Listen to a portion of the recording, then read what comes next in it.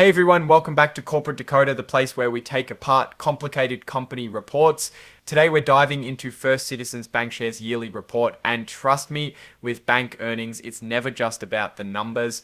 This one has some twists about new leadership, so stick around to hear about how it might all affect their stock. First Citizens, a big bank you might not know, just dropped their annual report. This report gives a look at how they did last year and what they're planning. One big thing to remember, banks are heavily regulated, meaning First Citizens has to follow a lot of rules that affect everything they do. Let's start with the basics. The bank made about $2.8 billion in profit. Now, that sounds great, but it's actually a drop from the previous year where they made $11.5 billion. Why the difference? Well, it's mostly because last year the company had a one-time $9.8 billion boost from buying another bank, Silicon Valley Bridge Bank. No similar boost this year. They've been growing not just by opening new branches, but also by buying other companies. They acquired Silicon Valley Bridge Bank, and this brought in new commercial clients, especially in the tech and healthcare world. They're shifting things around internally so that key segments will now be integrated into the general bank to improve their services to individual and small businesses, while at the same time they are focusing Silicon Valley Bank's customers primarily include commercial clients. The financial world is constantly changing, and First Citizens faces a lot of tough competition. They're up against big national banks, smaller local ones, and even those new online-only financial companies. They're a major player in North and South Carolina, holding a big chunk of the deposits there, but bigger banks like Bank of America and Truist are their main competitors. It's not all about buildings though. They say their employees are super important. The company wants to keep their employees happy by offering good benefits, opportunities to grow, and a culture where everyone feels like they belong. Because they're a big bank with over $100 billion in assets, they have to follow extra rules and checks such as capital planning and stress testing. If they don't, regulators could step in, limit what they can do, or even fine them. The government might make them keep even more money in reserve, which could limit how they invest and grow. They are trying to evaluate the proposal and assess its potential impact. They can't just hand out money however they want, as payments to their stockholders through dividends are limited and closely watched, so this could affect investors directly. If they want to buy another bank, the government will be looking very closely, especially given recent changes in the rules. It's not clear when a replacement policy statement would be adopted. They're also under pressure to stay on top of things like money laundering and economic sanctions, and follow many consumer protection laws to fairly interact with the population. People are increasingly concerned about their online privacy and security, so First Citizens needs to spend a lot to protect their systems and customer data from cyber attacks. This is now an integral part of their regulatory framework. And of course, artificial intelligence is increasingly something to consider in terms of regulation, and there has been updates on that front as well that the company follows.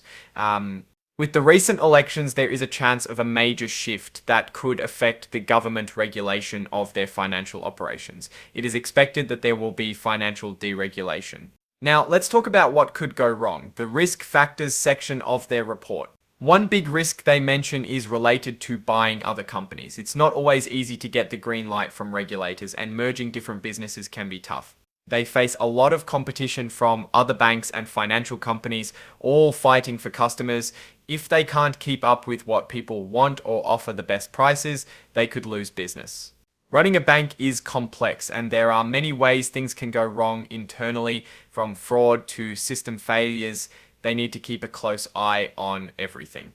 Cyber attacks are a major concern, and a successful breach could hurt their reputation, cost them money, and even break the law. They depend on employees and vendors, and they could mess things up by mistake, or worse, do something dishonest. They have to be careful about who they lend money to. If borrowers can't pay back their loans, it can really hurt their bottom line. Too many loans concentrated in one area is also not good. They have big loan portfolios for technology, life science, and healthcare industries, so problems in those sectors could cause big losses. Interest rates are a huge factor. If rates change in unexpected ways, it can squeeze their profits, and if they have to pay more to attract deposits, they may lose a big amount of their net income. Growing bigger and bigger depends on having enough capital, and that's not always easy to come by, especially given rising debt levels. Staying on the right side of all those banking rules is a challenge. If they mess up, they could face fines or limits on what they can do. Financial reports require using estimates that might be wrong. It is all a complex assessment. And all this can get extra tricky if a hurricane, pandemic, or something like that disrupts the economy. Their computer systems could be hacked, their vendors could let them down, so they need to take steps to protect themselves. And that sets on top of possible legal issues that they might have to worry about. The public opinion is important. If they get a bad reputation, it can scare away customers. They rely greatly on positive perception of the First Citizens brand. Finally, the government and society care about things like the environment, how they treat their employees, and social justice. If they don't meet expectations, they could face problems. They're working hard to manage all these risks by closely monitoring everything. The board is always making sure management takes all potential risk exposures seriously, including things like cybersecurity. The federal government is always coming up with new measures designed to strengthen capital levels, liquidity standards, and risk management practices. They are going to manage their finances carefully, trying to grow deposits and make smart decisions about where to invest their money and prepare for any big economic problem.